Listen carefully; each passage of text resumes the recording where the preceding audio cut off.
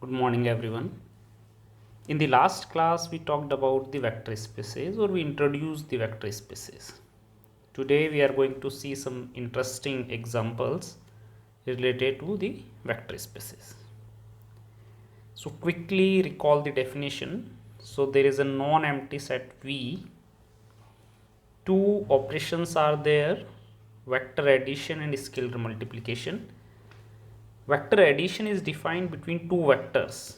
So elements of set V are called as vectors. So vector addition is defined between two vectors. Scalar multiplication is defined between a scalar and a vector. Generally, the scalars belongs to the set of real numbers, but if specified, they can be complex numbers or the rational numbers, or there are very few choices. And then we say that the set V is a vector space if it satisfies the following properties. Okay, now let's see some interesting examples. This one we have already discussed. So consider the set of ordered pair of real numbers R2 defined as follows. We say that it forms a vector space for these two operations. I suggest you to try this example by yourself, but just to recall two important things. One is additive identity in this is 0 0, which belongs to R2, because if you consider any x1 x2 plus 0 0, it gives you x1 x2. Similarly, additive inverse.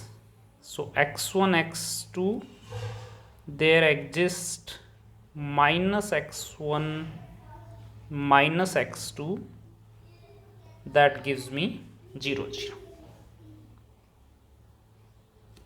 Okay, so next question, what do you think?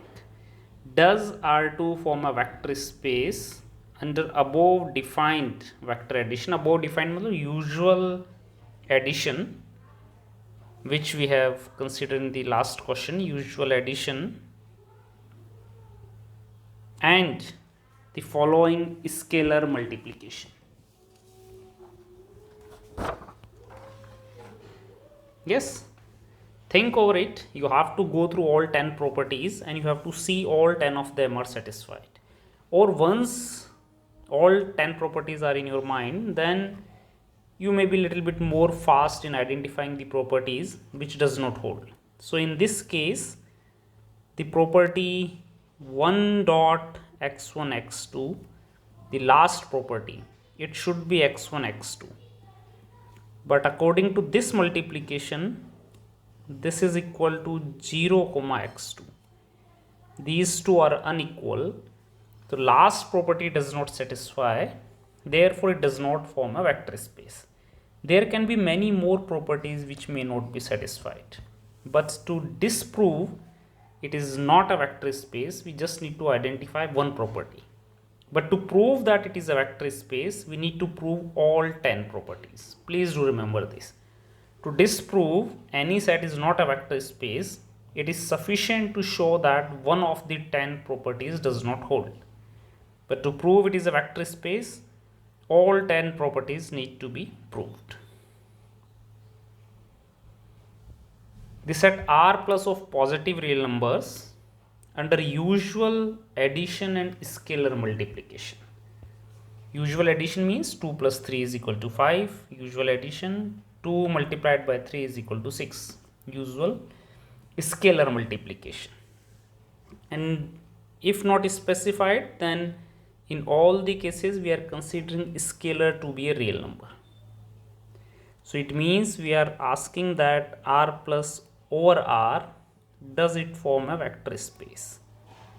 The answer is no, because in case of R plus, the 0 vector is 0 only, because 2 plus 0 gives you 2, but this 0 does not belong to R plus. So there are two conditions, that the 0 vector must exist and it exists in such a way that 2 plus 0 u plus 0 vector gives you u. So this is satisfying that u plus 0 gives you u.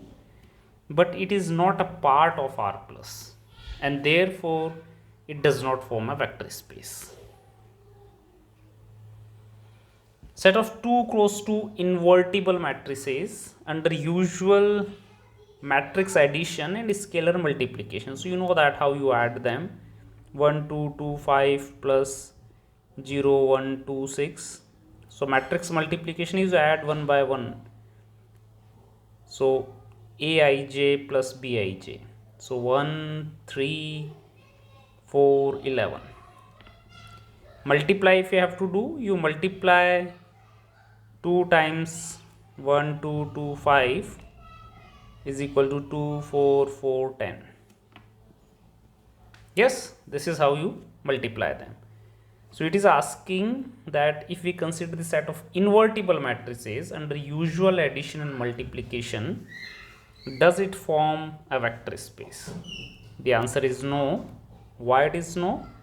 Because the 0 vector again, so this is the 0 vector in this case, but it does not belong to this set because 0 vector is not invertible.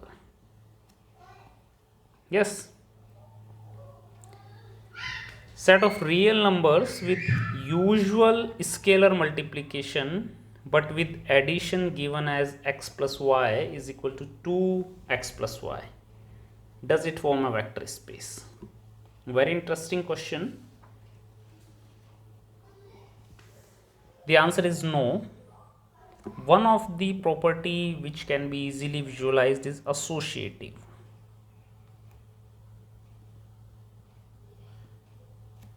Yes, so consider x is equal to 1, y is equal to 2 and z is equal to 3.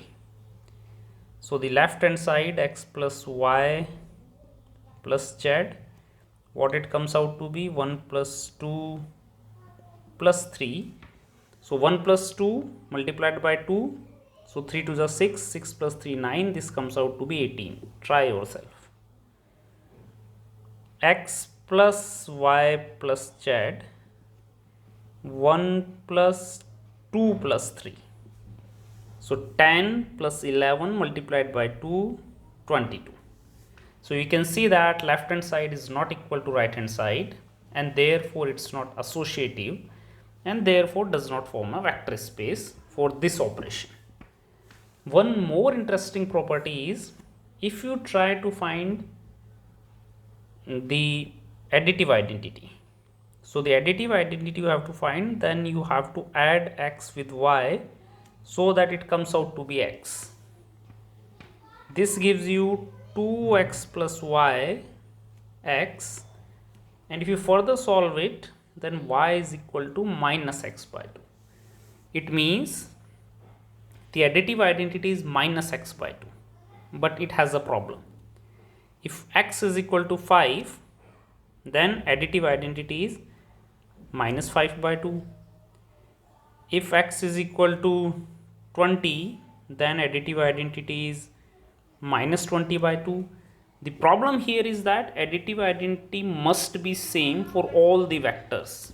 This is what you have seen when we consider for R2 0 0, because when you add 0 0 to any vector, it gives you the same vector, but this 0 0 is fixed.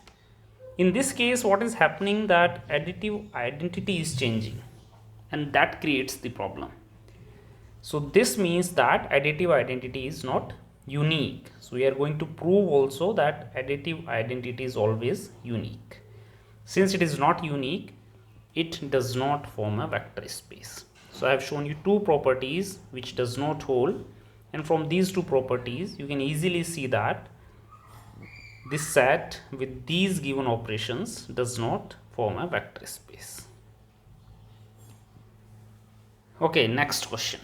It says that consider the set R2 with these operations, compute 0 vector and additive inverse, prove or disprove R2 is a vector space. Try this question by yourself, very important question, and then you can see the answer. So this is how the operation is defined. So first I need the x1 plus x2, so sorry, x1 x2 plus y1 y2 should give me x1 x2. This is by definition gives me additive identity. So I have to find y1 y2. So the left hand side becomes x1 plus y1 minus 1, x2 plus y2 minus 1 should be equal to x1 x2. That gives me y1 is equal to 1, y2 is equal to 1. It means that the identity, which is the 0 vector, is equal to 1 comma 1. Now let's try to find the additive inverse. Now for the inverse, x1 x2 plus y1 y2 must gives me the identity. Then only y1 y2 is the additive inverse of x1 x2. Yes. So this gives me x1 plus y1 minus 1, x2 plus y2 minus 1 should be equal to 1 1.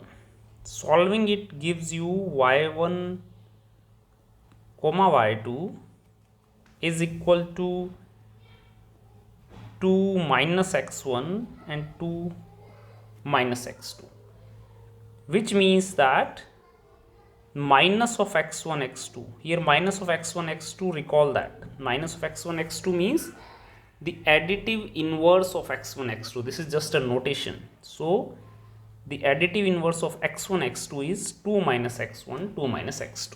So you just substitute any value to x1 x2, let's say 5 comma 2, then its in additive inverse is 2 minus 5 and 2 minus 2, and the 0 vector here is 1 comma 1. Now the next question is, does it forms a vector space? So it does not form a vector space, but you have to go through again many properties. Spend your time and try to identify the property. One of the property which does not hold is k dot u plus v should be equal to k dot u plus k dot v.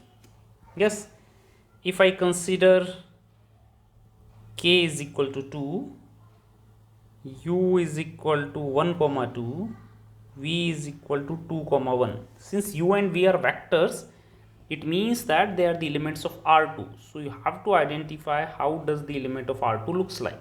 They look like 1 comma 2, 5 comma 10, 1 comma 100, 0 comma 0, and so on. Yes, if you choose these values and try to solve it, then the left hand side comes out to be 4 comma 4 and the right hand side comes out to be 5 comma 5, which are not equal. This means that this property does not hold, and the property does not hold means that it does not form a vector space. So there exists additive identity, there exists a additive inverse, but still it does not form a vector space. So very interesting question. Okay, now we'll quickly see some standard examples. So for example, the set R over R forms a vector space. Yes, for the usual addition and scalar multiplication, the 0 vector is 0 here only, the real number 0, and for any vector u, minus u is the additive inverse. So for 2 it's minus 2, for 5 it's minus 5. Similarly, Rn over R forms a vector space. We have seen R2, you just have to generalize the concept of R2. The same way we will get Rn forms a vector space over R. Set of matrices of order m cross n. So if you simply use the standard addition and scalar multiplication, which is defined as follows, very standard, please try yourself even if you are not familiar with it. You will see that it forms a vector space. All properties are easily satisfied. So if it is a 2 cross 3 matrix, then if it is a 2 cross 3 matrix, then you can see that this is the 0 vector. And similarly, inverse is you just replace with the minus sign, so you can get the additive inverse. So very standard one.